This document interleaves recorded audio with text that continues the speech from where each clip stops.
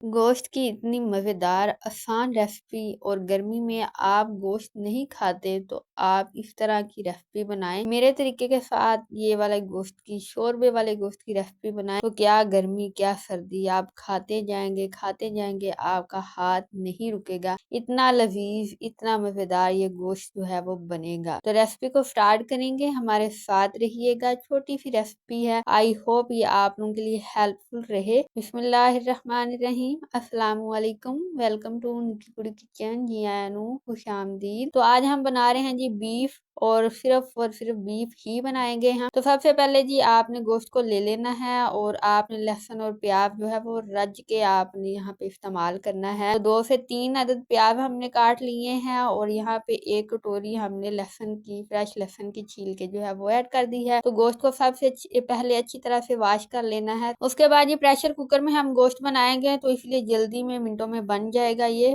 परेशान नहीं होना। तो हमने गोश्त को प्रेशर कुकर में ऐड किया, लहसुन प्याज को ऐड किया, हल्दी ऐड की, गरम मसाला ऐड करना है, नमक ऐड करना है और फिर आपने 15 मिनट के बाद इसका जो ढक्कन है प्रेशर कुकर का वो उठा लेना है। तो सिर्फ यही 15 मिनट लगेंगे आपकी हांडी के ऊपर, आपकी बीफ रेसिपी के ऊपर। बाकी तो सिर्फ 5 मिनट का काम है, आपकी हांडी जो है वो तैयार हो जाएगी। इस तरह से फिर आपका गोश्त 15 मिनट में गल जाएगा और फिर आपने इसमें टमाटर ऐड कर देने हैं। यहाँ 2 अदद हमने टमाटर ऐड किए हैं। दोबारा से हल्की सी हल्दी आपने ऐड करनी है ताकि इसका कलर जो है वो अच्छा रहे और जायकेदार लगे आपकी हांडी। उसके बाद ये आपने ऐड कर देनी है लाल मिर्च कुटी हुई और लाल मिर्च का पाउडर, दोनों मिर्ची ये आपने ऐड करनी है। कुटा हुआ अदरक और हरी मिर्चें ये भी इसमें ऐड होंगी जब आपने टमाटर ऐड करना है उसके साथ। फिर आपने अच्छी तरह से हल्की हल्की यखनी में जब ये सारे मसाले ऐड करेंगे आपने अच्छी तरह से इनको मिक्स कर लेना है, पका लेना है। तो इस तरह से बड़ा अलग सा मजे का टेस्ट आता है जब आप यखनी में मसाले ऐड करके उनकी बुनाई कर लेते हैं। जब यखनी हल्के से खुश्क होती है, थोड़ी कम हो जाती है, फिर उसमें ऑयल ऐड कर दिया जाता है इस तरह से। तो बड़ा मसाले वाला ग्रेवी वाला जो एक लुक आती है, एक टेस्ट आता है, तो बड़ा ही लजीज आपके गोश्त को वो बना देता है। तो इस तरह से हमने मसाले भी ऐड कर दिए, ऑयल भी ऐड कर दिया। अब ऑयल ऐड करने के बाद इसकी हमने 3 से 4 मिनट तक अच्छी तरह से बुनाई करनी है ताकि गोश्त जो है वो तो पहले ही गला हुआ है, सिर्फ मसाले जो अच्छी तरह से मिक्स हो जाएं और हल्की हल्की सी तरी जो है इसके ऊपर आना स्टार्ट हो जाए। तो यहाँ पे गोश्त जो है तकरीबन इसकी बुनाई हो चुकी है। अब हमने हल्का सा इस पे शोरबा लगाना है, ज्यादा आपने शोरबा नहीं लगाना, जस्ट आपने इतना शोरबा लगाना है कि जिਵੇਂ पंजाबी चाहते नहीं रस मिसा रखना है, हल्का हल्का सा, तो इस तरह से आपने रखना है। तो यहाँ पे हमने शोरबा लगा दिया, ढक्कन रख दिया और